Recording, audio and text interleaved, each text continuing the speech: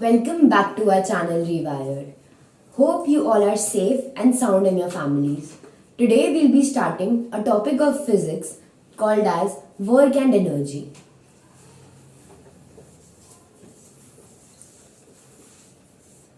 Layman language यानी साधारण भाषा में बोला जाए तो वर्क होता है कोई भी काम, लेकिन अगर मैं साइंटिफिकली बात करूं तो work is the product of force and displacement.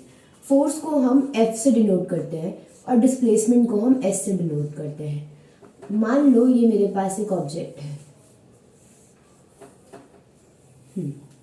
ये एक सरफेस पे रखा हुआ है.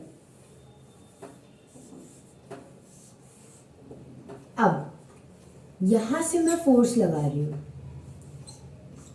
और इस साइड में डिस्प्लेसमेंट हुआ, यानी कि ऑब्जेक्ट थोड़ा सा हिला, तो इसमें वर्क डन हुआ है. Work is complete. वही ये पहला केस है. दूसरा केस, मैंने फोर्स लगाया,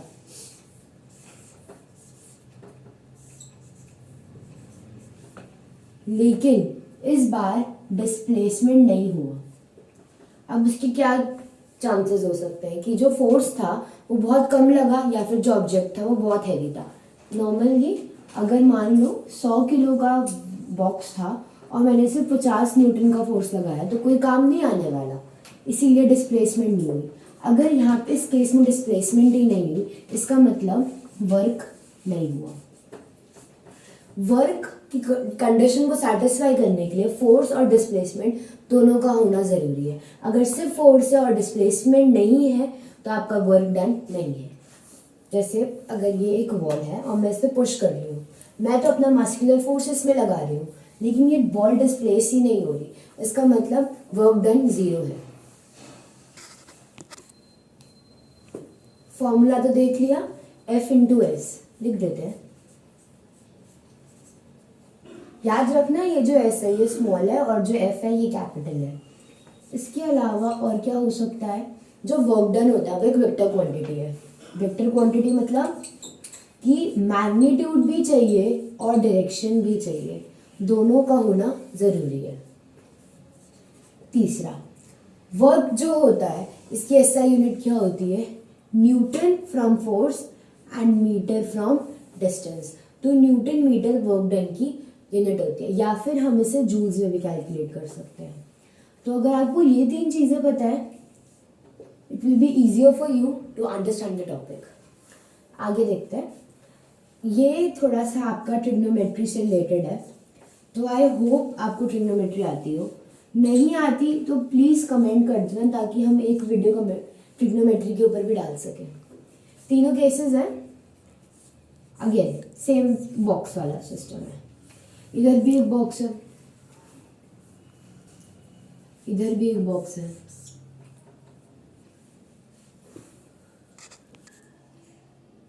तीन बॉक्सेस हैं. ड्रॉ कर लेते हैं तीनों बॉक्सेस. सबका सेम वेट है, ठीक है. सरफेस पर रखे हुए हैं.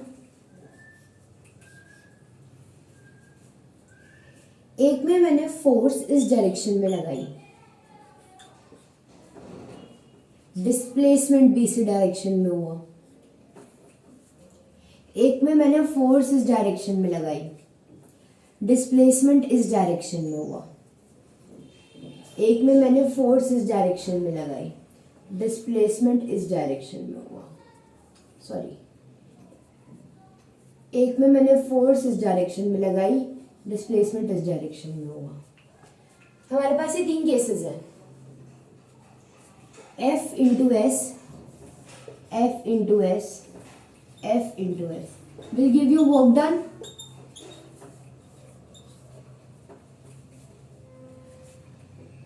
फिजिक्स में एक रूल है कि ये जो होता है इसका मतलब है कि Fs cos थीटा, जो ये मल्टीप्लाई का साइन है ये वेक्टर्स में आके cos थीटा बन जाता है. ये 11th की फिजिक्स है. अभी बस ये समझ लो कि इस जो ये जो मल्टीप्लिकेंट है ये cos थीटा बन जाता है. सेम यहाँ पर cos theta, Fs cos theta. Same F S cos theta. अब थीटा क्या है? थीटा होता है किसी भी चीज का एंगल।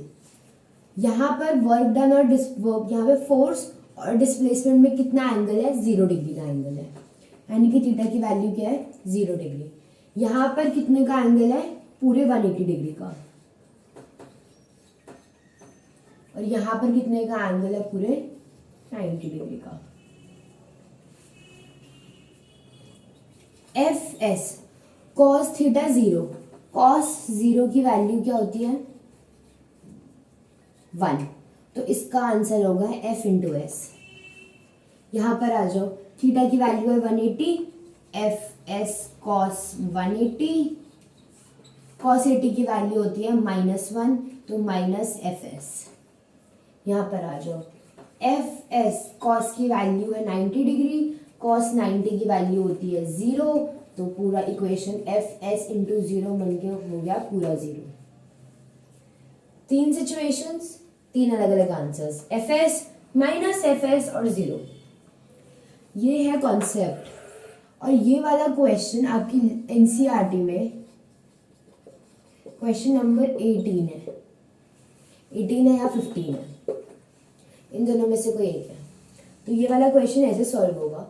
आपने ट्रिग्नोमेट्री कॉन्सेप्ट पहले नहीं पढ़ा हुआ, ट्रिग्नोमेट्री कॉन्सेप्ट मैथ्स में 10th में आता है, लेकिन समझो कॉस थीटा, थीटा मतलब एंगल, एफ और एस के बीच में कितने का एंगल है? 0 डिग्री। एफ कॉस 0 की वैल्यू होती है 1, तो यहाँ पर 1 मल्टीप्लाई करूंगी तो एफ एस ही मिलेगा। यहाँ पर आ जाओ, थीटा मतलब एफ और एस के बीच का एंगल, एंगल बन रहा है 180 डिग्री, कॉस 180 डिग्री की वैल्यू होती है -1, इसीलिए माइनस एफ एस।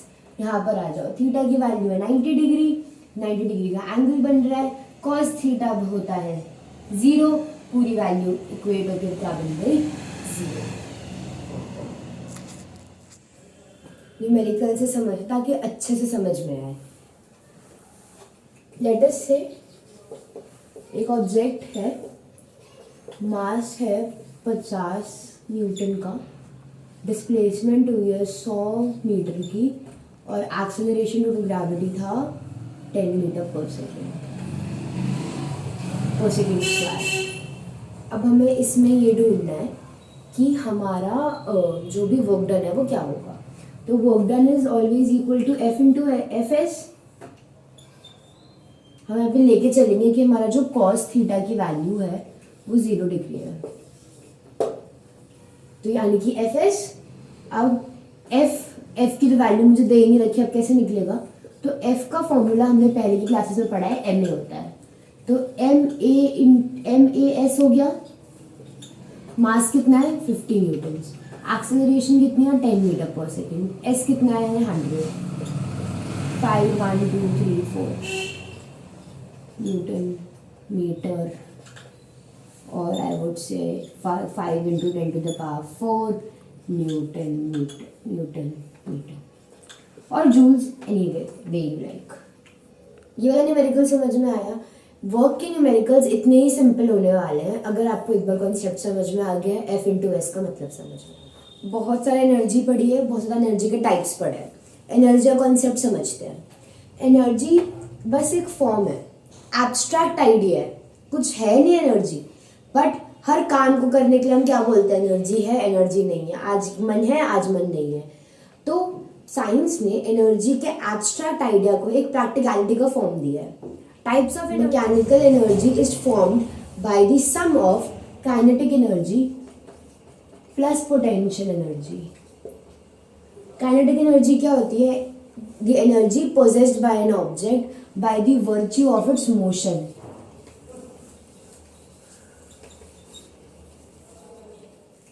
एग्जाम्पल, गाड़ी है, गाड़ी की आवाज भी आ रही है पीछे, अच्छी गाड़ी नहीं है।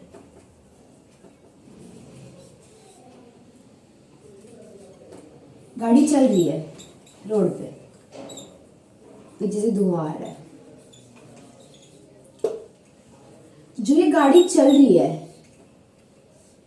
ये किसकी वजह से चल रही है? काइनेटिक एनर्जी की वजह से। जब ये गाड़ी चल रही है तो इसने एक एनर्जी पोजेस कर रखी है, उस एनर्जी का नाम है kinetic energy. Potential energy, energy possessed by an object by virtue of its position. इसका एग्जाम्पल देख लो, एक बॉल है यहां पर रखी हुई है, गिर रही है ग्राउंड पे, जब ये नीचे गिर रही है तो इसने पोटेंशियल एनर्जी पोजेस कर रखी है। काइनेटिक एनर्जी का फॉर्मूला होता है हाफ mv², और पोटेंशियल एनर्जी का फॉर्मूला होता है mgh। Half mv² mgh, energy SI unit joules, kilo joules ही बन जाती है, but kilo joules is nothing, 1000 of joules makes 1 kilo joule. समझ में आ रहा है थोड़ा बहुत? इसमें पूरा आना चाहिए। पर काइनेटिक एनर्जी और पोटेंशियल समझ में नहीं भी आया तो भी कोई बात नहीं, दोबारा देख लेते हैं, एक बार डेरिवेशन भी देख ही लेते हैं।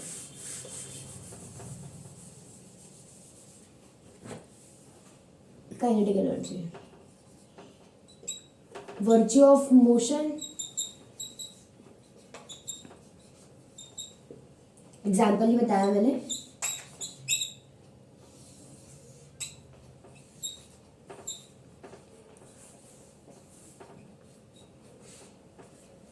गाड़ी चल रही है, देखते हैं गाड़ी का कोई मास होगा, गाड़ी किसी वेलोसिटी से चल रही होगी, यहां पर work done will be equal to energy possessed by the object. Why? Because energy possession और वर्क डन दोनों हैंड इन हैंड चल रहे, दोनों साइमल्टेनियसली चल रहे हैं। Energy possessed will be equal to half mv²। Derive कर लेते हैं,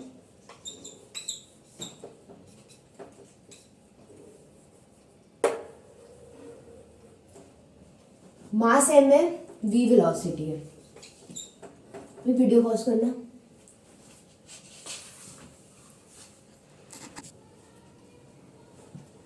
वर्क डन एनर्जी साथ में है, work done is always equal to Fs। Again यहाँ पर हमने cos थीटा की वैल्यू अज्यूम कर लिया कि 0 डिग्री है, 1 ही है आंसर। Fs, F कितना है m इंटू a, s क्या होता है s। आगे बढ़ो, मास तो वही है, एक्सेलरेशन की क्या यूनिट्स थी, एक्सेलरेशन का अगर मैं फॉर्मूला निकालूं तो v² माइनस u² अपॉन 2 पढ़ा था, v² minus u² upon 2। s कितना है यहाँ पे, मान लो अगर ये s हमारा 1 चल रहा है, 1 मीटर कवर किया है इसने, ये 1 मीटर पर सेकंड की स्पीड से चल रहा है, तो half mv² minus half mu², ये फॉर्मूला बन गया। जो u है उसकी इनिशियल वेलोसिटी 0 मान लो ये जो गाड़ी चली है ये रेस्ट से चली है, अगर रेस्ट से चली है तो u 0 है, तो यानी कि ये पूरी क्वांटिटी भी 0 हो गई। आंसर क्या मिल गया, हाफ mv²। समझ में आ गया? दोबारा देखो, F into S, work done is equal to energy, F into S, F की थी ma, s a का फॉर्मूला क्या था, v² minus u² upon 2 is equal to a, उसको हमने यहाँ सब्सटीट्यूट में डाल दिया। s मान लो 1 मीटर पर सेकेंड की स्पीड से चल रहा है, is equal to half mv² is energy again be equal to half mv²। अब जो ये माइनस यहाँ पे u² था इसको हमने 0 पुट कर दिया। डन, बस यही था डेरिवेशन, यही आपका फॉर्मूला काइनेटिक एनर्जी का। आ जाते हैं हम पोटेंशियल एनर्जी पे, वो तो और भी आसान है, that's the easiest of all.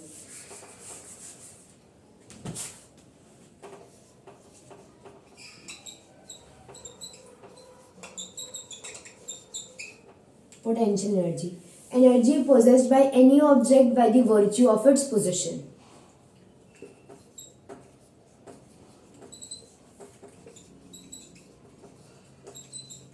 ये बॉल है, गिर रही थी ग्राउंड पे, इसके पास था potential energy. Again energy is equal to work done, hand in hand चल रहा है सारा काम। Work done is equal to F into S, assuming cos theta is 0 degree, F S will be equal to 1 F S. चलो आगे देखो, एफ क्या था, M A multiply by S. अब यहाँ पर ध्यान से देखो, बॉडी के पास मास तो एम है लेकिन एक्सेलरेशन जी के अकॉर्डिंग चल रहा है, पॉजिटिव जी चल रहा है, तो एम जी। फिर देखो यहाँ पर डिस्टेंस की जगह पे हाइट कवर हो रही है, H, it comes out to be M G H. तो पोटेंशियल एनर्जी का फॉर्मूला है M G H, simple. Kinetic energy का आपने निकाला half M V square, potential energy का आपने निकाला M G H. When you add both these you will get mechanical energy. अब एक टॉपिक बचा हुआ है, that is transformation of energy, and secondly that is power. 2 topics बचे हैं, 2 टॉपिक्स के लिए पार्ट 2 आएगा, जल्दी से कमेंट बॉक्स में आ जाइए। And for more such videos like share and subscribe to रिवायर्ड।